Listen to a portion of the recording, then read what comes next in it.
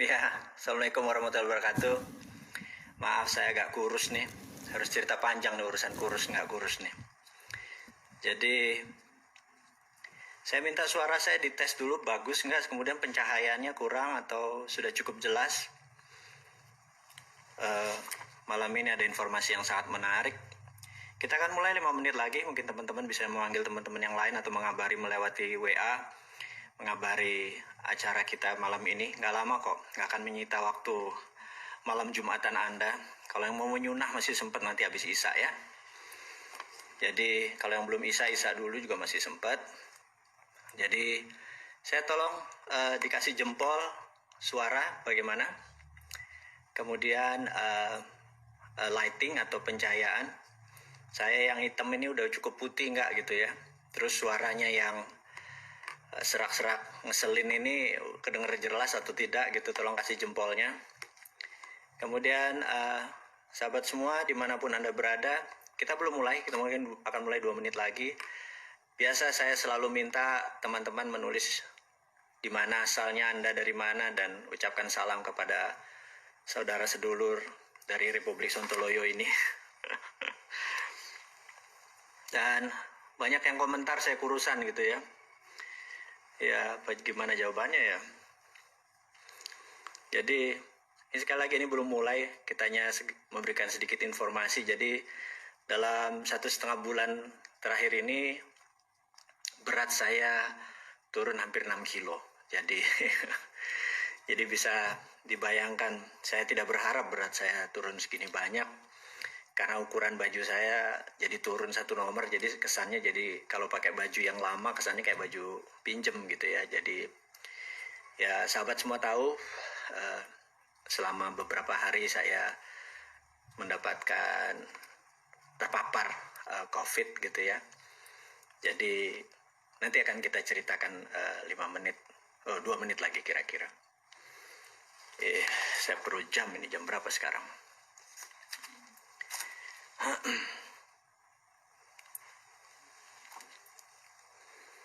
Baik, kita masih ada waktu lagi ke Bumen. Aduh, mantap ini. Rambut agak rapi gitu ya. Rambut nggak dipotong nih, udah sampai 1,5 bulan. Ciamis, oke, apa kabar?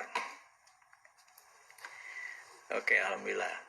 Bagi yang mau merekam suara saya, mudah-mudahan cukup bagus. Kalau yang mau mendapatkan AdSense, mumpung YouTube saya dibatasi dan beberapa media sosial dibatasi, jadi Anda mau merekam terus melebarkan atau menyebarkan, ya alhamdulillah. Baik teman-teman, beberapa detik lagi kita akan mulai acara utama kita, di mana judulnya adalah Mardiguan. Jadi kita ini akan ngegosip Mardiguan.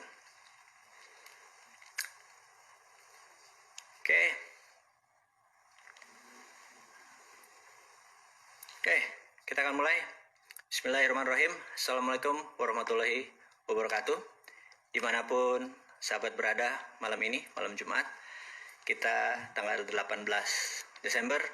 Setelah kita mungkin hampir 2 bulan lebih kita tidak on air, mungkin 3 bulan lebih kita tidak siaran langsung live IG. Dan saya terhormat sekali sudah bisa bersama Anda malam ini.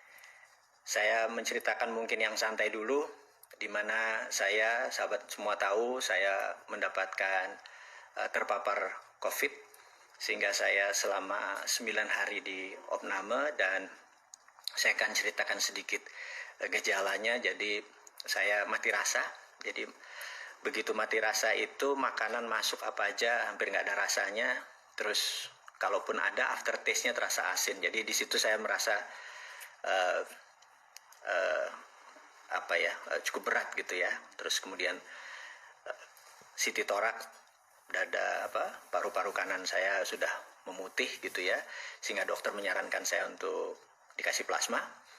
Dan ternyata plasma itu tidak sesederhana seperti yang kita cari, karena beberapa hari menunggu baru dapat di hari keempat, di mana hari 1, 2, 3 saya masih hanya dikasih Covivor, standar Avigan, standar kesehatan untuk penanganan COVID, kemudian vitamin melalui infus. Dan di hari keempat alhamdulillah kita mendapatkan plasma, dan begitu hari keempat didapat plasma. Plasma inilah adalah dari seseorang yang sudah recover atau sembuh dari COVID. Ternyata plasma ini cukup luar biasa membantu penyembuhan. Logika sederhana dari dokter saya adalah orang-orang yang telah sembuh COVID, tubuhnya memiliki antibodi dan plasmanya sudah pinter memproduksi antibodi, sudah bisa membaca apa itu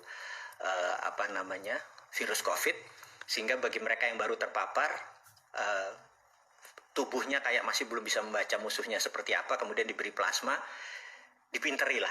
Kemudian setelah pinter, antibodi itu muncul lebih cepat dan alhamdulillah hari ke-9 saya sudah bisa keluar dengan pertumbuhan yang cukup luar biasa dan alhamdulillah sekarang sudah sebulan yang lalu saya sudah seperti persyaratan yang saya komit dalam diri saya harus memberikan plasmanya kepada orang lain. Dan saya mau menceritakan adalah tidak semua yang terpapar COVID ini cocok untuk mendapatkan plasma. Jadi saya ingat dokter saya sewaktu kita melakukan recovery check, seminggu setelah saya keluar dari rumah sakit, saya bertanya pada dokter saya, apa itu plasma? Bisa saya terangkan karena saya sudah memberikan sebuah video yang ternyata direspon sangat luar biasa.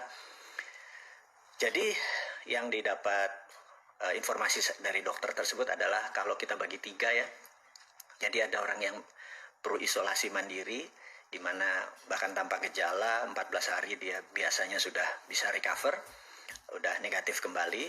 Itu mungkin tidak memerlukan plasma, tetapi yang mungkin kategori moderate dan severe seperti yang saya derita, di mana kadar oksigen masuk ke paru-paru saya hanya 80%, plasma itu cocok. Kemudian yang tipe akut atau berat gitu ya, mungkin sekitar yang terpapar sekitar 20% adalah berat, itu mungkin tidak terlalu cocok juga dengan plasma. Jadi sahabat semua, plasma itu hanya untuk yang medium, yang di tengah-tengah mungkin yang lebih cocok. Dan kita ketahui bahwa 50%-an mungkin orang terpapar itu adalah tanpa gejala gitu ya. Nah, dengan demikian plasma ini pasarnya kecil dan range-nya kecil, ini udah terpapar. Jadi beda sama vaksin. Vaksin adalah preventif atau tindakan sebelum terpapar, plasma adalah tindakan setelah terpapar. Dan mungkin hanya 30% dari yang terpapar cocok dengan pendekatan plasma, karena sisanya bisa dengan vitamin. Nah, jadi kita tahu bahwa apapun yang terjadi, sahabat semua, saya pastikan masalah COVID ini lebih baik kita membuat imunitas kita bagus. Jadi sebenarnya kalau pemerintah ingin meniadakan COVID dengan segera, sebenarnya bukan vaksin menurut saya yang disediakan, tapi adalah vitamin. Jadi kalau seluruh penduduk dapat vitamin gratis, vitamin D, vitamin C, B kompleks, mineral dan lain sebagainya gratis, rasanya nggak ada yang bakal terpapar. Jadi vaksin hanya melengkapi yang kekurangan tersebut gitu ya, nggak harus anggaran negara nggak harus gede-gedean. Oke, jadi itu adalah informasi sedikit di mana teman-teman nanya kok kurusan gitu ya. Sebenarnya mungkin bukan kurusan, kok muka lu susahan sih gitu ya, gitu. Ya susah lah gitu ya, badan nggak fit, terus kantong teman-teman juga tahu gimana nih, saya mau nanya kemana nih, nggak bisa dua arah sih gitu ya. Jadi gimana kabar kantong Anda semua, kantong kesehatan Anda semua, fisik, batin, lahir, kemudian jasmani, rohani, gimana kabarnya gitu ya. Apakah sudah perlu dikasih plasma gitu ya supaya ekonomi Anda membaik gitu ya. Oke, sekarang kita akan masuk ke topik utama, di mana kita mau menceritakan visi 2030. Ini penting sekali.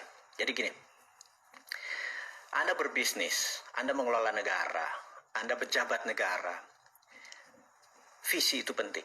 Jadi man without visi atau man without vision gitu ya, manusia tanpa visi itu Paris akan hilang gitu. Nah, kita akan memulai dengan kata-kata visi 2030.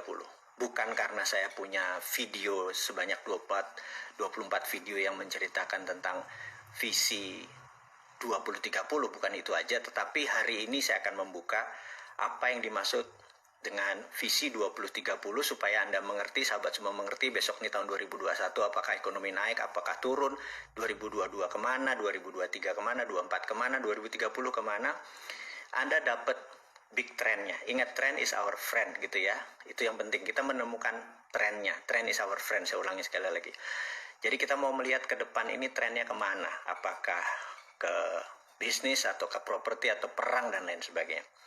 Baik teman-teman, saya akan menceritakan tentang visi 2030 tapi dari sisi konspirasi. Nah, menarik nggak tuh? Sekali lagi saya ulangi, kita akan menceritakan visi 2030 dari sisi konspirasi. Ini agak sedikit kurang ajar nih jujur. Jadi gini, saya pernah mengatakan bahwa setelah pemilihan raya di Amerika, pilpres di Amerika, menang nggak menang Trump, tugas COVID selesai, maka COVID tidak lagi menjadi political tool, tapi sudah menjadi pandemik biasa. Ini saya perlu jelaskan, dan COVID akan hilang, bukan COVID-nya, tapi beritanya akan hilang, berkurang, bahkan mungkin nanti Anda 6 bulan lagi atau 9 bulan lagi ada kecil sekali yang mendengar masalah COVID, tetapi COVID-nya masih ada. Ini yang harus diingatkan sekali lagi ya. Bukan COVID-nya hilang, bukan COVID-nya mendadak sirna, bukan mentang-mentang Trump kalah gitu ya, atau bukan segitu. Saya mau menerangkan dulu sejarah mengapa saya ini anti globalis dan saya memilih menjadi orang yang nasionalis patriotisme gitu ya. Ceritanya adalah ini harus ya. Jadi globalis ini punya 20 step, dan ini sebenarnya bulan Maret 2020 kemarin saya katakan bahwa globalis punya 20 step. Saat ini saya lupa step ke-9 kali ya, tapi saya akan ulangi satu persatu. Jadi kenapa globalis ingin menguasai dunia? Oke, sekali lagi, ini pelajaran hari ini yang cuma 20 menit, tetapi saya minta izin untuk mundur sebentar ke pelajaran sejarah, di mana dulu waktu saya di akademi selalu diingatkan guru-guru saya bahwa sejarah itu berulang karena ada baiknya Anda mempelajari sejarah dengan baik. Oke, saya mau menceritakan sedikit informasi buat sahabat semua. Pasti sahabat semua di depannya ada Google, mudah-mudahan Google tanya ke Google apa itu Friday the 13th. Jadi malam ini adalah malam Jumat, Friday the 13th. Itu ada peristiwa besar Oktober tanggal 13 hari Jumat di tahun 1307.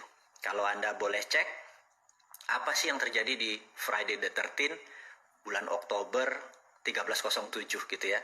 Dan itu disebut bahkan Friday the 13th itu atau Jumat ke-13 tanggal 13 itu dianggap menakutkan, menyeramkan dan lain sebagainya. Karena sebenarnya apa sih yang terjadi gitu ya? Anda boleh lihat sekarang di Google apa yang terjadi. Jadi sejarah ringkasnya adalah disitulah terbantainya Knight Templar atau kesatria Templar, pasukan perang salib, dibantai habis oleh pemimpin atau raja Prancis. Oke, sebentar, saya sabar dulu, mundur dulu ya teman-teman ya, mundur dulu, sabar, mundur dulu. Kita mundur dalam sejarah Islam, kita kenal ada perang Sabil. Kemudian dari sisi Nasrani ada perang salib, itu tempatnya sama, perangnya sama, dan orang-orangnya sama juga. Jadi di sisi Islam ada El-Cid, ada Al-Ayyubi ya, Salahuddin Al-Ayyubi, dan dari sisi Nasrani ada pasukan dari Knight Templar ini ada 200 kesatria Templar ini kebanyakan adalah orang Perancis. Nah, kita mundur lagi sekali lagi. Bahwa dulu Yerusalem adalah wilayah yang dikuasai oleh Kristen gitu ya, bukan Yahudi bahkan. Mereka berparu-paru dengan Yahudi, dengan Islam sebagai pilgrim atau peziarah, juga peziarah Kristen. Nah, pada saat mereka berziarah itu sering dalam perjalanan Eropa ke Yerusalem sering terjadi perampokan dan lain sebagainya. Sehingga Knight Templar ini di awal-awalnya adalah melindungi para pilgrim tersebut untuk sampai dengan selamat ke Yerusalem dan kembali lagi ke negara masing-masing. Nah, singkat cerita, harta-harta mereka ini ternyata oleh Knight Templar daripada dibawa dan beresiko, akhirnya disinilah tercipta yang namanya giro billiet atau cek pertama kali ada di dunia. Jadi kalau mereka bawa uang, misalnya kita kasih contoh pakai mata uang sekarang 1 juta rupiah gitu ya, cukup di kertas itu 1 juta, nanti ketemu Knight Templar penguasa di Yerusalem, 1 juta itu dicairkan gitu ya. Ini adalah transaksi keuangan awal-awal dulu gitu ya, dan pemegangnya, pengontrolnya adalah Knight Templar. Nah, ada 200 kesatria dan kebanyakan adalah orang Perancis. Jadi mereka adalah jago-jago perang di zamannya perang salib dan perang Sabil itu. hampir nggak ada yang mati dari Templar. Memang jago sekali mereka bertempur atau berperang. Nah, singkat cerita, kaum muslim menang dan menguasai Yerusalem. Itu ya, kita lompat dulu sebentar. Nah, kejayaan Templar ini dengan kekayaan yang demikian banyak karena dia mengontrol uang, dia juga dapat perpuluhan dari para pelindung-pelindung perjalanan tadi, sangat kaya, bahkan 200 castle kerajaan mereka. Ini mereka kesatria tapi tinggal di castle yang sangat banyak hartanya tadi. Suatu hari di Perancis, kerajaan Perancis, saya lupa 13 atau 12 ya, Louis keberapa, itu Paulus. Nah, sekali lagi, Templar ini mungkin bisa dikatakan dikhianati oleh pausnya dia. Paus melihat bahwa hartanya Templar ini boleh diambil lagi sama Vatikan atau sama Paus, di mana dia minta dukungan dari raja. Sekali lagi, sementara Raja Perancis juga memerlukan harta yang banyak dan sangat iri dengan kesuksesannya kaum Templar ini, dan mereka membuat mereka membuat strategi, membuat skenario akan menyerang atau menangkap atau membunuh para kesatria Templar ini. Dan peristiwa itu terjadi pada tanggal 13 hari Jumat Oktober 1307. 40% Templar mati, habis semua mereka. To our surprise, alias yang mengejutkan adalah tidak ada satu sen pun atau tercecer atau emas atau barang-barang berharga yang mereka bisa ambil dari castle atau istana-istana para Templar tersebut. Dan ini sangat mengejutkan. Ternyata mereka berhasil menghilangkan atau membawa lari ataupun bagaimana, dan benda itu nilainya luar biasa besar. Oke, kita lompat ceritanya. Cerita Templar selesai. Templar tahu-tahu tidak ada di permukaan. Dan di abad itu adalah abad 14 ya, 13 sekian. Di abad 15 ada yang menarik. Teman-teman boleh cek. Semua penemuan-penemuan besar itu ada ongkosnya. Galileo Galilei, Copernicus, Gutenberg menciptakan mesin printing. Saya lupa apa yang tercipta, mungkin Newton dengan teori Principia of Mathematicanya gitu ya. Pada saat 14 sekian dan 15 sekian, mendadak Eropa menjadi dunia baru, pinter semua dan teknologi maju dengan cepat. Padahal teknologi dan kemajuan teknologi dan peradaban itu memerlukan biaya mahal. Nah, maka sejarawan sekali lagi menduga bahwa harta-harta Templar tadi yang di permukaan jadi shadow, menjadi pembiaya semua penemuan-penemuan teknologi. Kemudian seperti bank pertama kali diciptakan di Italia, printing money pertama kali diciptakan di beberapa negara Eropa, masih belum berupa negara Eropa tapi kerajaan. Bahkan bank tertua di dunia di Italia sampai saat ini udah 500 tahun pun masih hidup, masih ada, masih jalan. Yang kita mau mengingatkan adalah menduga bahwa tadinya Templar dengan kekayaan di permukaan, mereka main shadow. Oke, kita lanjutkan shadow ini ya. Dan shadow ini mulai banyak, makanya saya pernah menceritakan tentang the winners get all. Jadi mereka mengontrol vena, mereka mengontrol bukan uangnya tapi jalur distribusi keuangan tersebut yang mereka kontrol. Nah, kita tahu di abad 20, 1910 ya, kita lompat lagi. 1910, waktu itu mata uang dunianya ada dua yang besar, yaitu pound sterling dan Swiss franc. Harus diingat, dan nomor satu tetap pound sterling. Pound sterling menguasai 80% transaksi di dunia.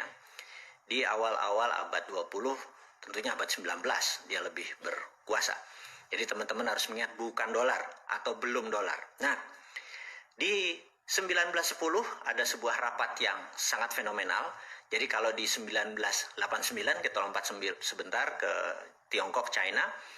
Di situ ada The Secret Meeting That Changed China tahun 89. Nah, tahun 1910 ini ada The Secret Meeting That Changed Dollar, ya dolar gitu ya. Jadi ada sebuah meeting besar di Jacqueline Island. Jadi teman-teman boleh cek Jacqueline Island 1910 gitu ya. Apa yang terjadi? Jacqueline Island 1910. Nah, di situ akan Anda lihat bahwa ada rapat yang luar biasa antara Partai Republik seperti sekarang ini lagi rapat dengan Partai Demokrat yang diinisiasi oleh keluarga Rothschild. Sekali lagi ya, kita akan masuk sebuah nama nih, keluarga Rothschild. Oke. Kemudian apa inisiasinya? Inisiasinya adalah meminta currency dunia adalah dolar gitu ya. Nah, sementara pada saat itu Demokrat sangat cenderung miring ke Inggris atau ke Britania, dan mereka sangat tidak setuju dengan mata uang menggunakan dolar. Mereka walaupun dolar adalah dolar Amerika, tapi mereka merasa nggak akan bisa dolar mengontrol 80% transaksi dunia. Sama seperti apa yang dilakukan yuan pada saat ini dengan 1,7% dari nilai transaksi dunia. Kita tahu 70-80% adalah menggunakan dolar. Toto yuan menyatakan dirinya akan challenge Amerika. Jadi sama persis seperti apa yang dimaui Rothschild, yaitu walaupun pound sterling dan Swiss franc juga dikuasai Rothschild, tapi dia ke depan melihat bahwa dolar is the future, dolar is the sunrise. Nah, kemudian ditolak, tinggal ditolak oleh Partai Demokrat karena waktu itu Partai Demokrat lebih dominan. Dan oke, Anda boleh cek di Wikipedia sekarang. Separuh dari Partai Demokrat, kongresmen dari Partai Demokrat dan senator dari Partai Demokrat itu ada di kapal Titanic. Dan kita tahu kapal Titanic siapa yang membiayai, dan kemungkinan besar kapal itu ditenggelamkan.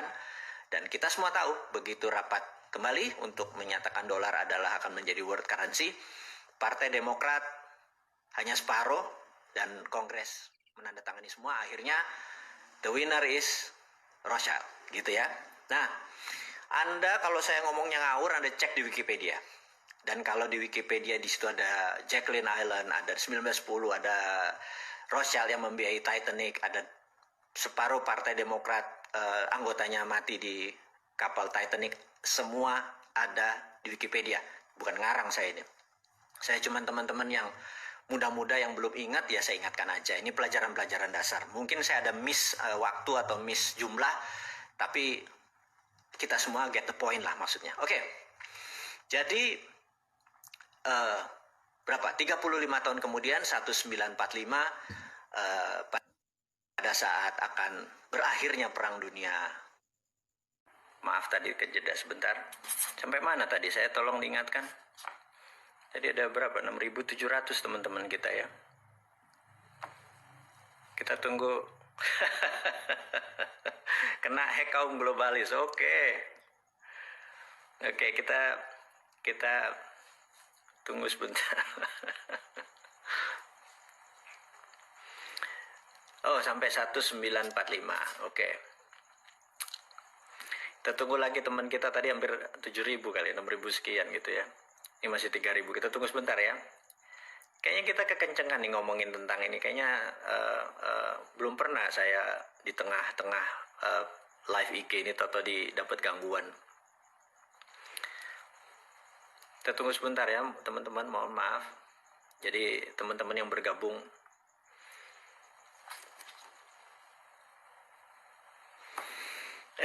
Joe Biden sabotase. Slow aja bos man. Oke, thank you. Kita slow aja. Oke, udah 4.300. Oke. Tadi saya juga heran di tengah-tengah ini toto video Anda jeda gitu ya, toto berhenti. Saya cukup kaget juga toto di off seperti begitu sampai Titanic. Oke. Jadi ada sniper. Oke, kita mulai lanjut lagi tentang di tahun 45 di mana Amerika sudah menjadi pemenang perang dengan Eropa dan Amerika control the world. Jadi ingat bahwa di tahun 45 itu terjadi sebuah keputusan adalah world currency adalah dolar, di mana delegasi Prancis tidak setuju, tapi 2 minggu kemudian delegasi Prancis menandatangani persetujuan tersebut, sehingga setelah persetujuan tersebut diputus ya. Oke. Kemudian Perang Dunia Kedua berakhir dengan setelah tersebut dan dunia menjadi baru dengan tatanan dunia baru. Oke. Saya mau melompat lagi bahwa itu adalah cerita sejarah mundur dari zaman Templar sampai 1945, kemudian selama 70 tahun, ya sampai sekarang 75 tahun, Amerika control the world, Amerika control the currencies, Amerika kontrol semuanya. Ingat, saya mau menceritakan bukan Amerika yang kontrol the world mengenai sistem pembayaran. Amerika memang memiliki dolar sebagai world currency, tetapi kita mau mengingatkan bahwa sistem pembayaran, payment system, payout system, transaksi dikuasai oleh globalis. Saya mau kasih contoh dan berkali-kali cerita ini saya udah kasih contoh kepada teman-teman semua. Kalau saya punya uang, saya mau transfer $1.000 ke rekening Anda, sahabat semua, kita datang ke Bank Mandiri, saya ngisi formulir nama Anda, kemudian saya kasih $1.000-nya ke bank tersebut. Yang terjadi adalah bank tersebut, clerk reconcile namanya, kasir tersebut akan memberikan notifikasi ke New York. Kemudian New York akan memberikan notifikasi ke kota kecil namanya Basel di Switzerland. Basel, B-A-S-E-L, Basel. Nah, Basel menyatakan good atau notifikasinya oke. Kemudian New York mendapatkan go ahead sign, kemudian New York memberikan Bank Mandiri bilang oke. Pada saat itu masuklah $1.000 tadi, dipotong fee. Fee Mandiri dapat, fee New York dapat, dan Basel dapat. Jadi saya mengingatkan bahwa Basel dimiliki oleh sebuah keluarga. Dan selama kita menggunakan dolar sebagai currency, sistem menggunakan sistem dia dapat benefit. Jadi itulah disebut the winner take all, dan mereka sudah menguasai ini selama ratusan tahun. Jadi ke depan bagaimana? Nah, ini yang saya mau menceritakan, apa visi 2030 ke depan disandingkan dengan teori konspirasi. Mudah-mudahan teman-teman jadi mendapatkan visi besarnya dulu. Sekali lagi, Anda boleh bilang ini halunya Bosman, Anda boleh ini bilang pendukung teori konspirasi, tapi saya cukup konsisten dengan 450 video yang kita buat, cukup konsisten. Jadi kalau ada orang nanya, gila ya, dia ngayal tiap hari selama 450 hari dan rencananya masih ada 550 hari ke depan. Saya bilang ya, memang timnya ada 7 orang doktor yang membuat ini semua. Jadi bukan seorang bosman ilmunya bodoh gitu, geblek begitu orangnya gitu kan. Nggak ada pinter-pinternya. Cuman dikasih tahu, dikasih pinter, ya udah kita menjadi corongnya teman-teman gitu ya. Oke. Saya akan menceritakan apa yang bulan Maret lalu sebenarnya saya sudah ungkapkan, bahwa apa itu visi 2030 dari kacamata globalis. Sekali lagi ya, dari kacamata globalis. Apa sih yang globalis mau gitu ya? Globalis ini musuhnya adalah nasionalis. Jadi dia anti orang-orang yang nasionalis dan patriotis gitu, dia anti. Jadi saat ini yang paling on tohot, yang paling borokokok adalah si Trump itu. Dia nasionalis, patriotis. Globalis nggak suka gitu ya. Siapa lagi globalis? Globalis adalah yang mengatur tatanan dunia baru, bukan country. Ini saya harus puter-puter teman-teman atau sahabat semua biar paham. Oke, kita lanjut. Apa visi 2030 untuk globalis? Visinya dia ingin mengontrol currency. Oke, ini kalimatnya saya vulgarkan. Ada 20 step, 20 langkah yang akan dia lakukan dari sekarang sampai 2 tahun ke depan. Dari sekarang itu adalah sekarang ini nanti kita bahas ya. Jadi begini. Langkah 1, saya tulis ya, langkah 1. Langkah pertama adalah mengendalikan media mainstream di 194 negara. Saya ulangi lagi. Globalis mengontrol media mainstream, media utama di 194 negara. Gitu ya, Amerika, Indonesia, Tiongkok, nggak peduli dia. Pokoknya kontrol 194 negara, kontrol. Entah kontrol direct, indirect, payment, atau ada orang di dalam, terserah ya. Berapa lama melakukannya? We never know. Bisa 10 tahun, bisa 5 tahun, yang jelas mereka sudah mengontrol saat ini. Kemudian, nomor 2, melepas virus yang sedikit deadly, atau melepas virus yang lebih mematikan sedikit dibandingkan influenza atau flu. Gitu ya, langkah kedua. Langkah ketiga, semua media yang di tangan dia dibuat berita-berita bahwa COVID menakutkan, mematikan. Anda lihat video di Cina ada orang mati berdiri, di Italia ada gini, sahabat semua, itu by design, itu propaganda. Ya, nomor 3, create fear, menciptakan ketakutan. Keempat, menyarankan total lockdown. Nah, Tujuannya apa? Tujuannya dia ingin memukul ekonomi hingga separuh dari transaksi di dunia saat itu, gitu ya. Kemudian dia ingin 50% populasi dari tenaga kerja menjadi unemployed, tidak bekerja. Oke? Dan ini dipukul bergantian dengan total lockdown di beberapa negara, gitu ya. Nomor 5. Dia menyebarkan PCR yang sangat sensitif. Ini harus diingat lagi nih ya. Menyebarkan PCR yang sangat sensitif. Dengan kesensitifan yang sangat sensitif tersebut sehingga di mana-mana COVID ini menyebar seakan-akan sangat cepat, gitu ya. Oke. Saya lanjutkan lagi.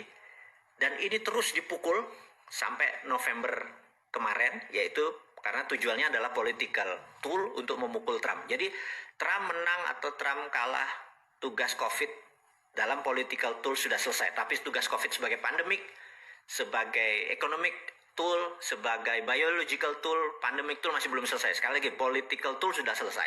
Nah, karena political tool sudah selesai, maka tugas COVID sudah berbeda nih ya, sekali lagi. Dan apa ini yang harus diingat? Maka, tadi nomor 4 apa ya? Nomor 1, 2, 3. Ini saya skip ya. Oke. Setelah banyak lockdown, banyak pengangguran, segala macam. Nah, ini yang paling penting. Akan diterbitkan placebo vaksin. Ini kurang ajar nih. Placebo vaksin ini tingkat penyembuhannya mungkin hanya setengah orang yang punya antibodi. Jadi gini, orang yang punya kena COVID, katakanlah dia OTG tanpa gejala, kemudian dia sembuh, tubuhnya sudah ada antibodi. Tapi mereka yang kena lebih severe, lebih parah, misalnya sampai dirawat, sampai perlu plasma atau sampai memerlukan itu, sembuh, maka antibodi dia lebih tinggi daripada yang OTG tadi. Nah, vaksin yang nanti yang kita sebut placebo vaksin ini bahkan tidak sampai setengah dari orang yang punya antibodi itu. Jadi rendah sekali, gitu ya, rendah sekali. Kita sampai tahap ini nih, yang saya mau bicarakan. Lalu nanti, sekali lagi, ini belum terjadi. Ada 20, ini nomor 8. Saya ada beberapa yang saya skip sengaja ya, biar teman-teman terus intens dengan saya, intens dengan teman-teman di sosial media. Jadi, ini nomor 8. Nomor 9, nomor 8 itu apa tadi? Diterbitkan vaksin placebo. Ingat, kenapa vaksin placebo? 40 tahun AIDS itu beredar di dunia, belum ada vaksinnya. Ya, sekarang kita mau nanya, kenapa nih 1 tahun mendadak ada vaksinnya gitu ya? Oke, kita sekedar skip, hanya pertanyaan kritis aja. Nanti setelah vaksin placebo ini diterbitkan, ini sekali lagi saya baca dari data apa yang dimaukan oleh para globalis. Yang nggak percaya teori konspirasi, anggap ini dongeng gitu aja ya. Setelah ini akan disebar PCR yang low sensitivity. Jadi ingat ya, tadi disebar PCR yang high sensitif, sangat sensitif. Jadi semua orang akan jadi kena. Ini sekarang dibalik. Dia akan memberikan yang low sensitivity sehingga seakan-akan vaksinnya efektif. Ini sadis yang ngomongnya ya. Saya minta maaf nih. Jadi dengan ada PCR yang nanti disebar adalah low sensitivity, kesannya vaksin efektif. Oke. Ini apa efeknya? Efeknya manusia di seluruh dunia merasa sekali lagi, dan COVID terkalahkan. Di sini berita akan terus turun hilang. Tapi sekali lagi saya mau nanging gitu kalau Jawanya. Tapi COVID masih ada, dan COVID masih satu level deadly atau mematikan daripada flu, gitu ya. Jadi nanti Anda bisa bayangkan, kok kayaknya udah sembuh tapi bos ini mendadak 4 hari isolasi mandiri, 21 hari isolasi mandiri, terus bergilir. Jadi tahun 2021 apa yang terjadi? Jangan harap Anda akan merasa bahwa ini udah take off. Anda di trap. Anda emang sengaja mau dikenain oleh kaum globalis itu supaya terpapar lebih dari 60% penduduk dunia. Itu targetnya. Dengan terpapar itu dengan tingkat kematian 3-4%, hilang berapa puluh ribu atau ratus ribu manusia. Itu tujuan mereka, gitu ya. Dan sekali lagi ini teori konspirasi, Anda boleh nggak percaya. Wes sakarmu, bosman kok gitu, nggak sakit hati kita. Nah, lanjut ya. Nah, setelah tadi PCR tadi di low sensitivity, orang lupa, orang keluar lagi, tapi waduh yang sakit, yang terpapar yang kesana kemari makin lebih cepat. Itu maunya mereka, dan ekonomi makin berantakan karena kita makin kikuk kok, ini lockdown apa enggak, PSBB apa enggak, makin kusut. Dunia ke depan itu makin kusut gitu. Nah, lalu siap apa yang mereka luncurkan? Mereka akan meluncurkan digital currency ini yang sebenarnya mereka mau gitu. Karena itu di tahun 2030 bukan 194 currency di dunia ini, mungkin tinggal 100-an. Karena negara Afrika jadi satu currency, mungkin ASEAN jadi satu currency gitu ya, kayak euro gitu ya, jadi satu currency. Afrika Amerika Latin satu currency, jadi beberapa negara akan membuat gitu beberapa currency. Dan currency sekali lagi diduga di 2030 sampai 2045 digital currency-nya si globalis cabal ini atau kelompok society ini, secret society ini akan menguasai 60% transaksi dunia, semua menggunakan digital. Dan dengan chaosnya ini, mata uang dunia akan mulai nggak ada nilainya, maka mata uang digital ini akan mulai berkuasa. Jadi mata uangnya, jadi dulu mereka mengontrol adalah venanya atau nadinya. Uangnya tetap dari negara-negara seperti Amerika, China, dan nanti mereka ini ngontrol payment sistemnya, ngontrol uangnya, dan benar-benar fisiknya mereka kontrol. Itu cita-cita mereka. Jadi ingat, lihat kesamaan dari 1307 sampai sebelumnya, dari pilgrim atau peziarah-peziarah tadi, peziarah yang dari timur dari Eropa segala macam, mereka sama kontrol transaksi sampai saat ini. Jadi ke depan digital currency-nya akan dipakai adalah digital currency milik globalis cabal. Karena itu 2 tahun yang lalu dites dengan Libra, ternyata Libra disemprit oleh nasionalis. Ini sekali lagi diingat. Kemudian sekarang mereka mulai akan tahun depan, 2 tahun lagi, atau mungkin menurut saya mungkin tahun depan mulai diluncurkan. Itu adalah awal-awal. Nah, infrastruktur payment system seperti Alipay, WeChat Pay itu sudah di tangan mereka semua. Mungkin sebentar lagi GoPay, Dinaran disikat semua.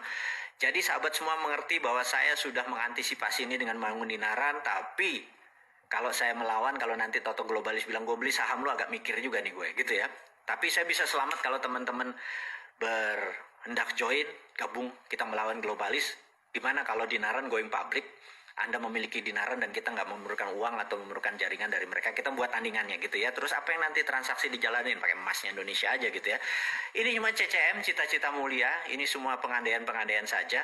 Tapi sahabat semua, di diskusi ringan di malam Jumat setelah Isya ini, sebelum Anda istirahat, menikmati malam Anda setelah makan malam dan bergosip dengan bosman ini, saya sekedar mengingatkan bahwa 2030 globalis memang merencanakan akan menggunakan digital currency untuk menggantikan dolar. Sekali lagi, jadi ingat ya, 1910 mata uangnya masih pound sterling yang menguasai 70% transaksi dunia, mereka akan menggunakan dolar, dan 35 tahun kemudian mereka sukses. Dan apa yang mereka lakukan sekarang, 2019 pertama kali diluncurkan COVID, kan itu namanya COVID-19, 1 tahun kemudian tugas COVID supaya political tool selesai, ini sekedar saya sarikan.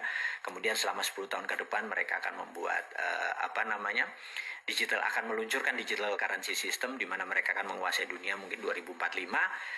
Dan sekali lagi teman-teman, saya sangat menyarankan untuk Anda mengenal dunia digital, karena di 2030 ada penguasanya adalah semua digital. Kita tahu bahwa perusahaan-perusahaan besar akan berbeda aturan mainnya. Nah, singkat cerita teman-teman, saya memiliki 24 video berjudul Visi 2030. Seluruh yang dilakukan oleh globalis cabal tadi, saya sudah punya antisipasinya, gitu ya. Ini bukan bullshitter nih, saya punya antisipasinya. Jadi counternya sudah punya. Kita adalah nasionalis patriotis. Kita menggunakan kekuatan tanah air kita untuk mengelawan globalis. Ingat, globalis musuhnya adalah nasionalis. Jadi ciri-ciri globalis ada global supply chain dan sebagainya. Nah, dengan ada yang mereka lakukan sekarang, kita kasih solusinya. 24 video, ada video narasi, namanya Visi 2030.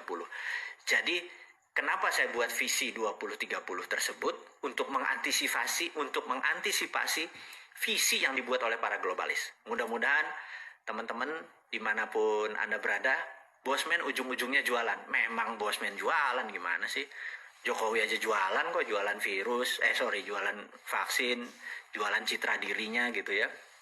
Dan sekali lagi saya mengingatkan teman-teman dimanapun, saya mohon maaf, kita potong dulu ya, karena itu baru nomor berapa tadi? 7, di mana saya ulangi, di mana mereka akan memberikan placebo vaksin, kemudian nanti ada PCR yang tidak sensitif, kesannya vaksinnya efektif, kemudian akan diluncurkan digital currency. Itu nomor 10. 10 lagi apa, Bosman? Nah, teman-teman, itu tetap menjadi rahasia saya. Saya ada 2. Anda nonton video tadi, Anda pasti akan dapat jawabannya. Tapi video yang 10 langkah tadi saya buka karena saya udah tahu. Bahkan di bulan Maret sebenarnya kalau Anda ngeh, saya udah ngomong tuh yang 20 step itu. Sahabat, sekali lagi dimanapun Anda berada, terima kasih sudah bisa bergabung dengan Bosman. Walaupun waktunya singkat, walaupun waktunya terbatas, Anda bisa mendengarkan ini semua. Kita sudah hampir 3 bulan nih baru ketemu sekarang. Terima kasih sekali lagi dimanapun Anda berada. Sukses buat Anda, jaga imunitas. Saya mohon diri. Sehat selalu buat Anda semua. Assalamualaikum warahmatullahi wabarakatuh.